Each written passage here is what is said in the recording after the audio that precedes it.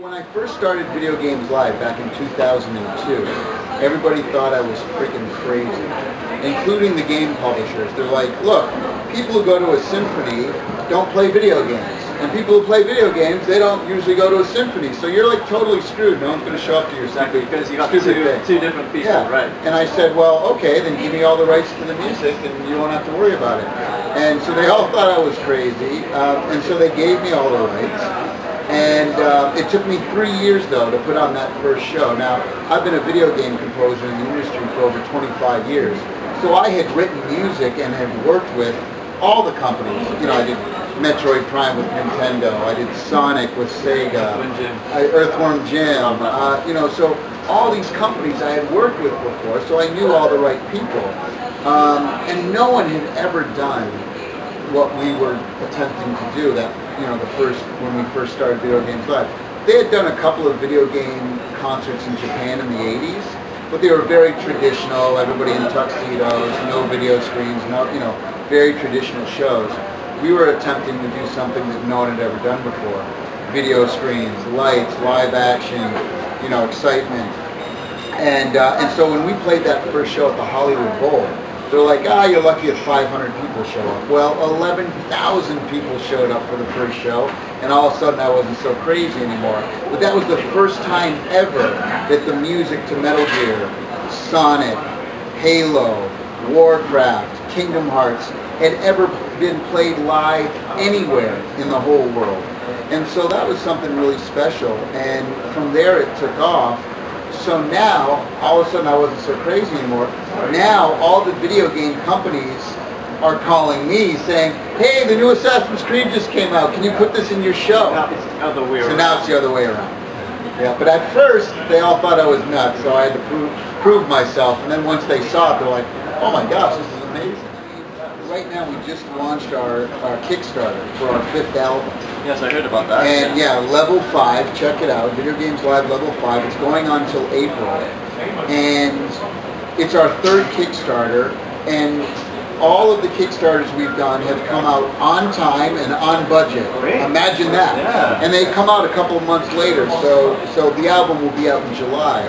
And but what I do with Kickstarter, the amount of value and rewards that I give back to people. I don't use Kickstarter as just a platform to raise money. For me, it's about how much music and how much things can I give to people who are supportive of what we do. So on every level, whether it's a $10 level, $100 level, whatever it is, 25, 60, we're giving back 4 to 8 times the amount of value. So on the $100 level, for example, there's 37 hours of video game music. There's sheet music, there's movies, I mean, it's mind-blowing, the award tier. Even the $25 tier, you're getting like 5 different albums. It's unbelievable. So to me, I use it as a platform. Now, our first day for the Video Games Live Level 5 Kickstarter, we raised $100,000. The first day. And I think that's a testament of how much we give back, and the fact that when we do a Kickstarter, we do it right, and the quality of the albums that we come out with, again, on time, on budget, but the highest quality, because we're mixing at Skywalker Ranch, where they mix all the Star Wars movies. We're mixing with the best engineers, the best musicians in the world, hundreds of musicians, working with the composers, and so, again, to me, it's just like, it's the most, you know, one of the most funs I have throughout the year to put all this music. So some of the things that are going to be on this album, Phoenix Wright, Chrono Cross, Radical Dreamers, yes, Eco, Warcraft, Emer Noon, who's from Ireland, is doing this whole, and she was the conductor of the Zelda franchise. She's doing a Zelda piece with not only the orchestra, but with traditional Irish instruments as well. They're going to have a battle of instruments. Grim Fandango, Command and Conquer, and then some of the so the great thing about Video Games Live is over the last 14 years, I created over 150 different segments for the show. And so we can only play about 18 of them a night. You know, that's about a 2.5-hour performance. So how do you pick? Well, the answer is that I don't.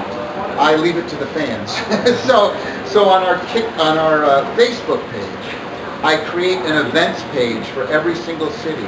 And so for the Malaysia show, we have over 2,500 people just in that page. And so what I do is I've been asking the people of Malaysia, what do you want to hear? So they help me to create the set list. So there's a couple of old ones on there that we've played in the past. A little bit of Mario, a little bit of Zelda, you know, maybe a little Castlevania here and there, some Chrono. But there's a whole bunch of new material as well. So you're going to hear things like our new Phoenix Wright segment, Command and Conquer, Skyrim, you know. But and we mix some of the old, some Kingdom Hearts, a little bit of Kingdom Hearts, a little bit of Sonic the Hedgehog, but some things like Uncharted, some things like Mass Effect, and so it's going to be really great. But this is a show that's put together by the audience. So I tell the audience, if there's something tomorrow during the show that they don't hear, not my fault.